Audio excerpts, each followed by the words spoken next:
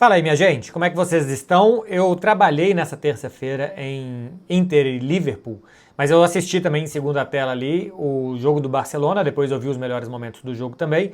Vou falar aqui de uma vitória muito difícil, talvez inesperadamente difícil do Barcelona contra o Eintracht Frankfurt. Era muito preciso ganhar, primeiro ponto. Em segundo ponto, era muito importante fazer saldo de gols, coisa que o Barcelona não conseguiu. E sempre é importante para esse clube jogar bem. E quando não joga bem, por mais que ganhe, não deixa uma boa sensação. Para mim tem algo de diferente desse não jogar bem dessa vez contra o Eintracht Frankfurt, porque passa por um mau jogo do ataque, coisa que não é normal. Se tem algo que é confiável nesse time do Barcelona, são os jogadores de meio para frente. Do meio para trás, o Barcelona tomou o gol de sempre. Acho que permitiu só 6 finalizações do Eintracht Frankfurt, isso é bom, né? Eu tenho contado finalizações aqui, foram 7 do Atlético de Madrid, sendo 4 delas depois dos 80 minutos, depois dos 35 do segundo tempo. Aí foram 17 do Betis, o Betis conseguiu finalizar mais no gol do Barcelona, e foram 6 do Eintracht Frankfurt, embora sempre desse a sensação de que o Eintracht Frankfurt estava perto de encaixar uma boa transição. Mas eu gostei das pressões que o Barcelona fez. Muitas vezes fez com que o passe não saísse bom, com que o passe não saísse confortável, isso permitia ao Barcelona evitar finalizações, evitar chegadas do Eintracht Frankfurt, que teve duas, né, uma no final do primeiro tempo e uma no segundo tempo, logo depois do segundo gol do Barça, que bate na trave, que são duas boas chegadas nessas contraofensivas do Eintracht Frankfurt. Então se defendeu razoavelmente bem, por assim dizer, mas permitiu alguma coisa a mais do que deveria e criou pouco. Por mais que a gente possa lembrar aqui de chances do Firmino que finalizou e que o zagueiro tirou que a bola ia no gol e que o Lewandowski arrancou e tinha ele, Lamine, Rafinha e Rashford, e que o Rashford acabou chutando em cima do adversário. Pouca criação dos jogadores de frente do Barcelona, acho que pouco inspirados.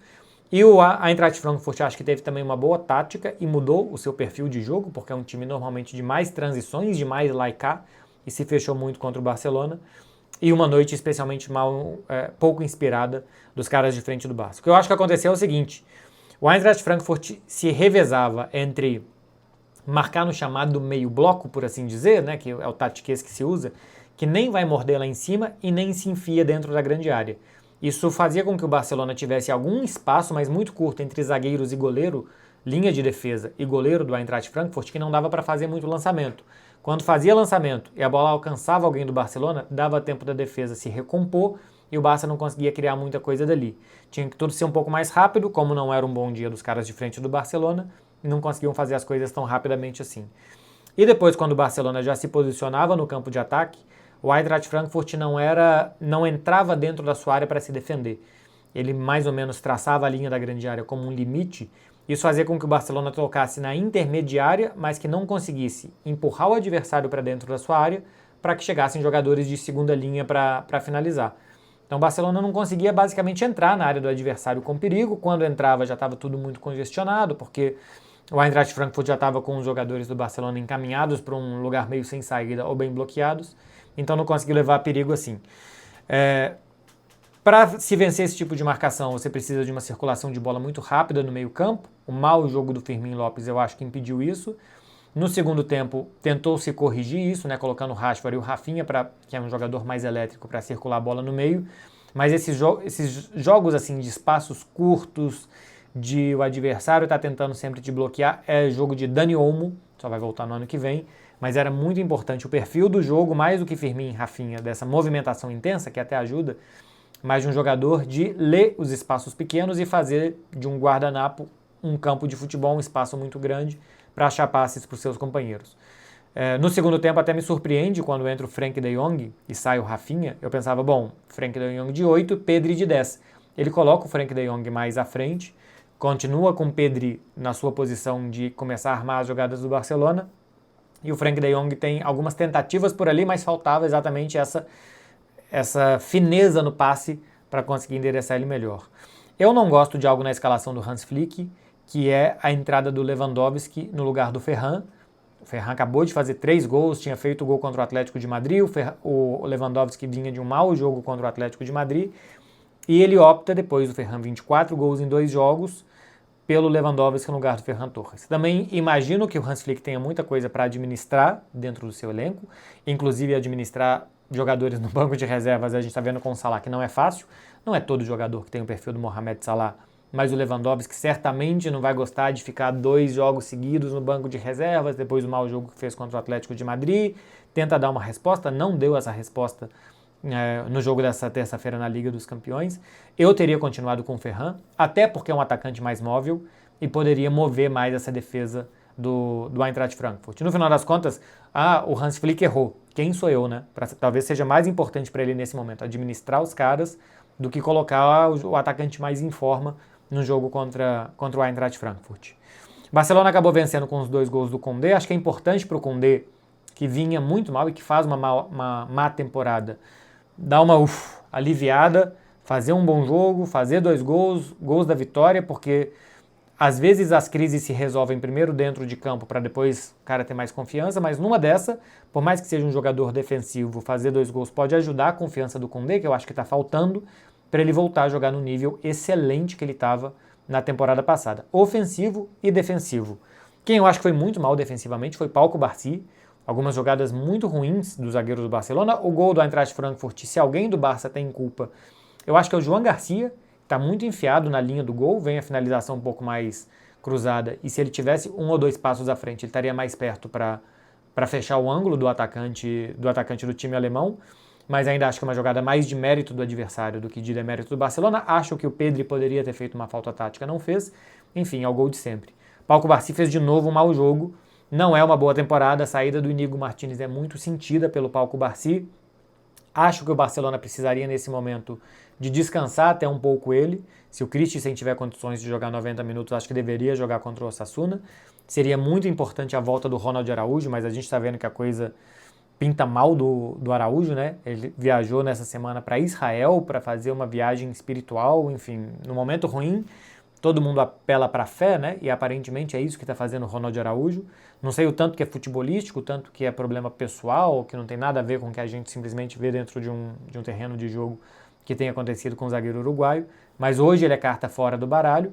Hoje o que o Barcelona tem para defesa são Eric Garcia, Koundé, Pau Cubarsí, Christensen e Gerard Martin. Aí o Eric vira volante, o Koundé vira lateral, você tem poucas opções por ali. E o Cubarsí não vem bem. Cubarsí tem um lance no segundo tempo que ele falha, permite um ataque, faz uma falta lateral que vai virar um cruzamento. E tem outros lances também que ele tenta afastar de qualquer jeito e que não consegue nem dar um chutão muito bem. Não estou gostando do momento do Pau Cubarsí.